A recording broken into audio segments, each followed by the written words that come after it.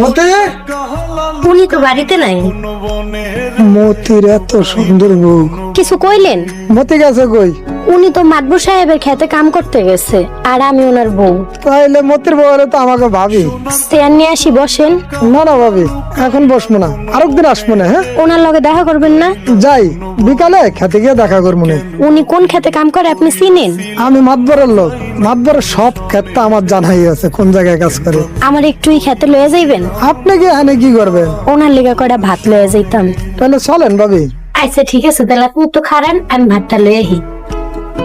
মতি দিরাজ কপাল, এত সুন্দর বউ। আসেন ভাবি।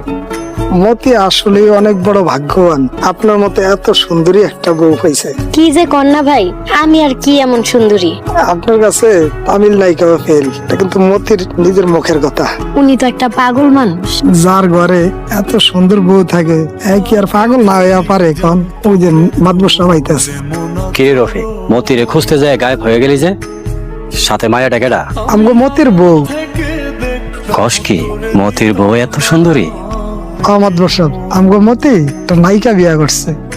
তাই তো দেখতেছি, তুই তাড়াতাড়ি ফিরে আইসা আমার সাথে দেখা করিস। আমি ভাবিরা খেতে মতির কাছে দিয়ে এখনই আইতেছি। মাতবর হইয়া কি করলাম, ছক্কা তো মারলো মতি। ভাবি, মতি কাজ করতেছে। এই যে শুনছেন, খাইতে আসেন। তুমি খেতে এলে কেমন?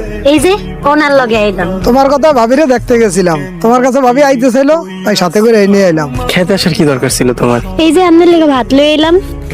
রান্না করে আমার লাগে ভাত নিয়েছ? মতি, তুমি শুধু সুন্দরী বউ পাও নাই, ভালো একখান লক্ষ্মী বউ পাইছো।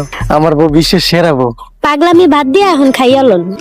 অনেক ক্ষুধা লাগছে। তাহলে তোমরা খাও, আমি এখন আসি। ভাবি আসি। হ্যাঁ তুমি এত কষ্ট করে আসতে গেলে জানো, আজকে খালি তোমার কথা শুধু মনে পড়তেছিল। তুমি খাইছো বউ? আমি বাড়িতে যাই এখন। আও এক লগে খাই। কামলা মতির বউ এত সুন্দর, এটা কেমনে করে সম্ভব? মাদবসা, রফিক, ওই মতির বউরে আমি চাই। এসব কি কোন মাদবসা? চাইলেই কি সবকিছু পাওয়া যায়? আমি শমশের মানব, আমি যা চাই তাই আদায় করে আনি। আমি মতির বউরে বিয়ে করব। মাদবসা, আরেকজনের পরে আপনি কেমনে বিয়ে করবেন? কেমনে করবো? পলিটিক্স করে বিয়ে করবো। মাদবসা, ওই যে মতির ছেলে আছে। মাতবর সাহেব, আসসালামু আলাইকুম। ওয়ালাইকুম আসসালাম। কিরে মতি, এত তাড়াতাড়ি আসিস যে? মাতবর সাহেব, কাম শেষ হয়ে গেছে। এনে তোর টাকা, কালকে তোর ভাটির খেতে কাজ করতে যাইতে হইব। মাতবর সাহেব, এমন ভাটির খেতে না গেলে হয় না। না, ম্যানেজার কইলো তোর ওখানে একদিনের কাম আছে, যাইতে হইব। আচ্ছা ঠিক আছে মাতবর সাহেব, আমি তাহলে এখন যাই। আসসালামু আলাইকুম। ওয়ালাইকুম আসসালাম। বুঝছিস রফিক,